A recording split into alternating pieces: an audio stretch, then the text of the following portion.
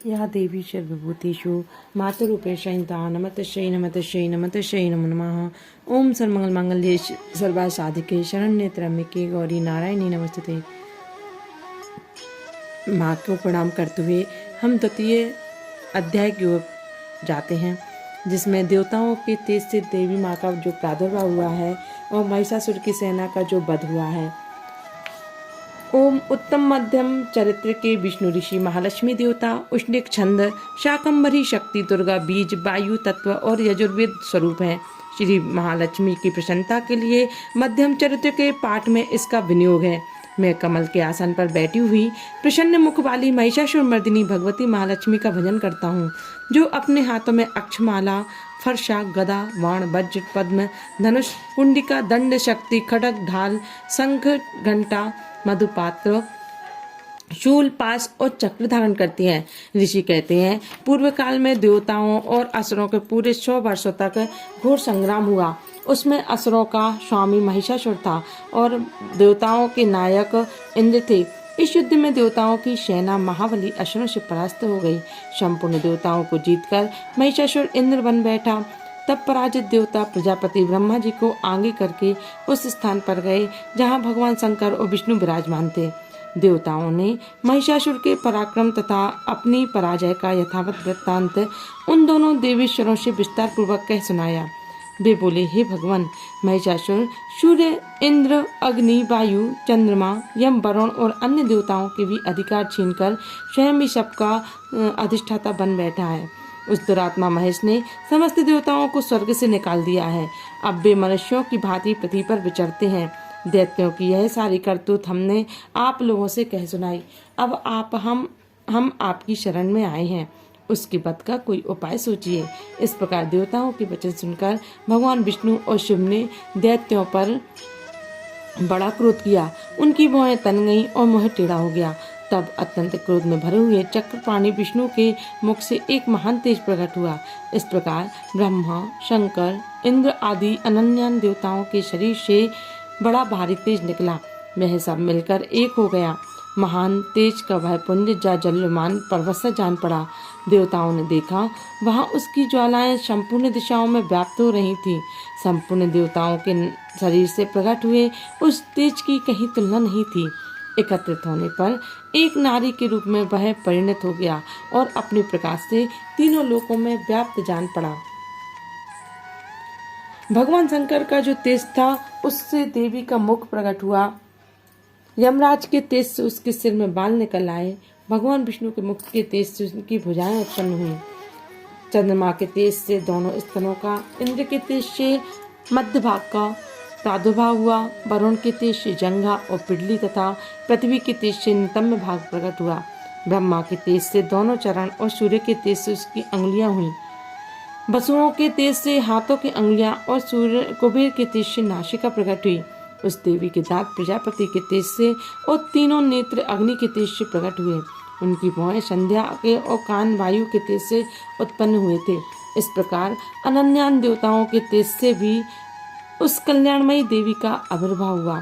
तदंतर समस्त देवताओं के तेज पुंज से प्रकट हुई देवी को देखकर महिषासुर के सताए हुए देवता बहुत प्रसन्न हुए। पिनाकधारी भगवान शंकर ने अपने शूल से एक शूल निकालकर उन्हें दिया। फिर भगवान विष्णु ने भी अपने चक्र से चक्र उत्पन्न करके भगवती को अर्पण किया। वरुण ने भी शंख भेंट किया। अग्नि ने उन्हें शक्ति दी और वायु ने धनुष तथा बाण से भरे हुए 2 तरकश प्रदान किए। सहस्त्र नेत्र वाले देवराज इंद्र ने अपने वज्र से भरे हुए 2 तरकश प्रदान किए और ऐरावत हाथी से उतारकर एक घंटा भी प्रदान किया। यमराज ने कालदंड से दंड, वरुण ने पास, प्रजापति ने स्फटिक काक्ष की माला, ब्रह्मा जी ने कमंडलू भेंट किया। सूर्य ने देवी के समस्त रोम कूपों में अपनी किरणों का तेज भर दिया। काल ने उन्हें चमकती हुई ढाल और तलवार दी। क्षीर समुद्र ने उज्ज्वल हार तथा कभी जीर्ण न होने वाले 2 दिव्य वस्त्र भेंट किए। साथ ही उन्होंने दिव्य चूड़ामणि, 2 कुंडल, कड़े, उज्ज्वल अर्धचंद्र, सब बाहुओं के लिए केयूर, दोनों चरणों के लिए निर्मन्युपुर, गले की सुंदर हंसली के लिए सब अंगुलियों में पहनने के लिए रत्नों की बनी अंगूठियां दी। विश्वकर्मा ने उन्हें अत्यंत निर्मल फरसा भेंट किया। साथ ही अनेक प्रकार के अस्त्र और अभेद्य कवच दिए। इनके सिवा मस्तक को बक्षिस स्थल पर धारण करने के लिए कभी न कुमलाने वाले कमलों की मालाएं दी। जलादि ने उन्हें सुंदर कमल का फूल भेंट किया। हिमालय ने सवारी के लिए सिंह और भांति भांति के रत्न समर्पित किए। धनाध्यक्ष कुबेर ने मधु से भरा धान का पात्र दिया। संपूर्ण नागों के राजा शेष ने जो इस पृथ्वी को धारण करते हैं उन्हें बहुमूल्य मणियों से विभूषित नागहार भेंट दिया। इस प्रकार अन्य देवताओं ने भी आभूषण और अस्त्र शस्त्र देकर देवी का सम्मान किया। तत्पश्चात उन्हें अट्टहास पूर्वक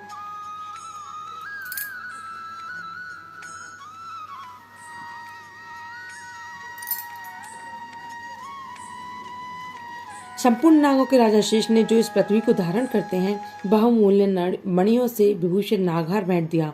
इस प्रकार अन्य देवताओं ने भी आभूषण और अस्त्र शस्त्र देकर देवी का सम्मान किया। उसके पश्चात बारंबार अट्टहास पूर्वक उच्च गर्जना से की इनके भयंकर नाद से संपूर्ण आकाश गूंज उठा। देवी का वह अत्यंत उच्च स्वर से किया हुआ नाद कहीं समा न सका। आकाश उसके सामने लघु प्रतीत होने लगा। उससे बड़े जोर की प्रतिध्वनि हुई जिससे संपूर्ण विश्व में हलचल मच गई और समुद्र कांप उठे। पृथ्वी डोलने लगी और समस्त पर्वत हिलने लगे। उस समय देवताओं ने अत्यंत प्रसन्नता के साथ सिंहवाहिनी भवानी से कहा, हे देवी तुम्हारी जय हो। साथ ही महर्षियों ने भक्ति भाव से विनम्र होकर उनका स्तवन किया। संपूर्ण त्रिलोकी को क्षोभग्रस्त देखकर दैत्यगण अपनी समस्त सेना को कवच आदि से सुसज्जित कर हाथों में हथियार ले सहसा उठकर खड़े हो गए। उस समय महिषासुर ने बड़े क्रोध में आकर कहा, आहा यह क्या हो रहा है।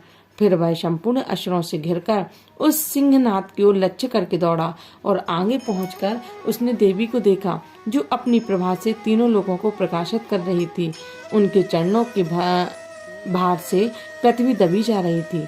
माथे के मुकुट से आकाश में रेखा से खिंच रही थी और वे अपने धनुष की टंकार से सातों पातालों क्षुब्ध कर देती थी।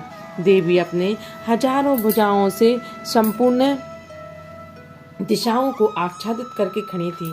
तदंतर अनेक उनके दैत्यों का युद्ध छिड़ गया।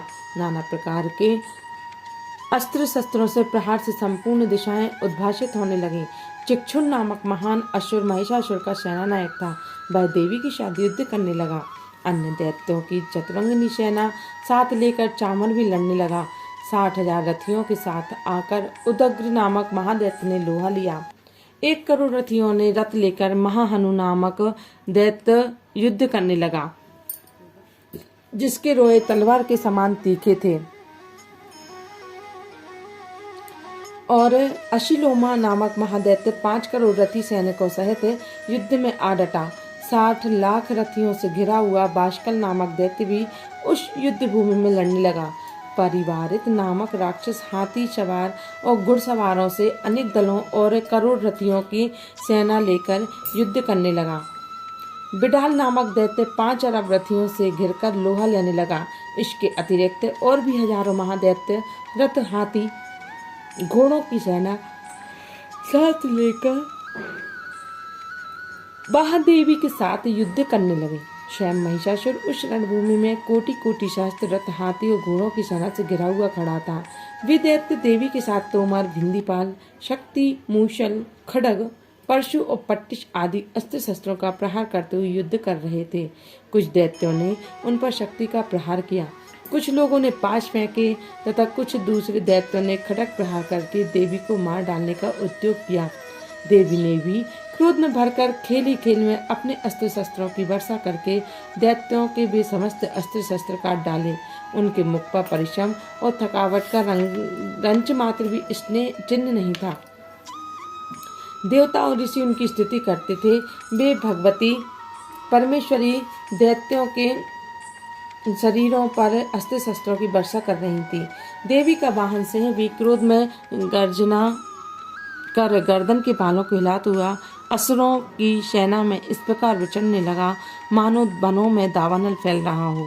रणभूमि में दैत्यों के साथ युद्ध करती हुई अंबिका देवी ने जितने निश्वास छोड़े वे सभी तत्काल सैकड़ों हजारों गणों के रूप में प्रकट हो गए और परशु, भिंदीपाल, खड्ग, पट्टिश आदि अस्त्रों द्वारा असुरों का सामना करने लगे।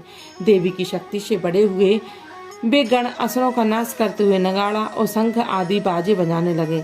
उस संग्राम महोत्सव में कितने ही गण मृदंग बजा रहे थे। तदंतर देवी ने त्रिशूल से, गदा से शक्ति की वर्षा की और खड्ग आदि से सैकड़ों महादैत्यों का संहार कर डाला। कितनों को घंटे की भयंकर नाश से मूर्छित कर मार गिराया। बहुतेरे दैत्यों को पास में बांधकर धरती पर घसीटा। कितने ही महादैत्य उनकी तीखी तलवार की मार से दो दो टुकड़े हो गए। कितने ही गदा की चोट से घायल हो धरती पर सो गए। कितने ही मूसल की मार से अत्यंत आहत होकर रक्त बमन करने लगे। कुछ दैत्य सूल से छाती फट जाने के कारण पृथ्वी पर ढेर हो गए। उस रणांगण में बाण समूहों की दृष्टि से कितने ही असुरों की कमर टूट गई। बाज की तरह झपटने वाले देव पीड़क दैत्यगण अपने प्राणों से हाथ धोने लगे। किन्हीं की बाहें छिन्न भिन्न हो गईं, कितनों की गर्दन कट गई। कितने ही दैत्यों के मस्तक कट कट कर गिरने लगे।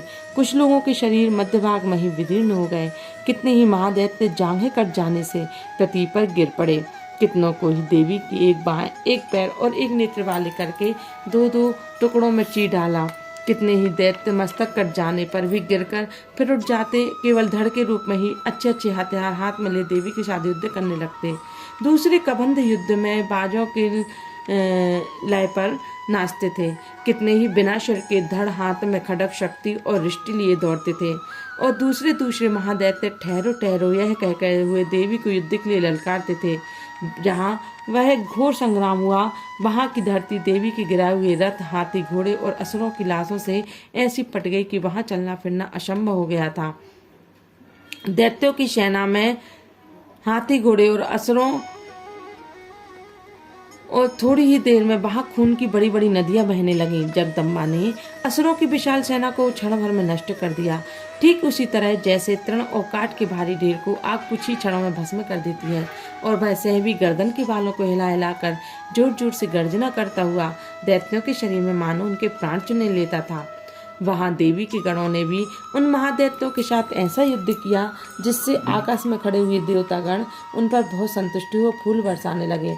इस प्रकार मार्कंडेय पुराण में वर्णित मनवंतर की कथा के अंतर्गत देवी महात्म्य में महिषासुर की सेना का वध नामक दूसरा अध्याय पूर्ण हुआ। आशा है कि आपको ये वीडियो बहुत पसंद आई होगी, तो प्लीज़ मेरे चैनल को लाइक और सब्सक्राइब करें। ज्ञान बांटने से बढ़ता है, इसलिए ज़्यादा से ज़्यादा इस वीडियो को शेयर करें, जिससे अधिक से अधिक संख्या में धार्मिक लाभ उठा पाएँ और धर्म की ध्वजा, हमारी सनातन धर्म की ध्वजा फहराती रहे। माँ की ममता मिलती रहे, माँ का आशीर्वाद मिलते रहे। माँ के आशीर्वाद मिलने से हमें समस्त सुखों की प्राप्ति होती है। जय माता की, जय माता की।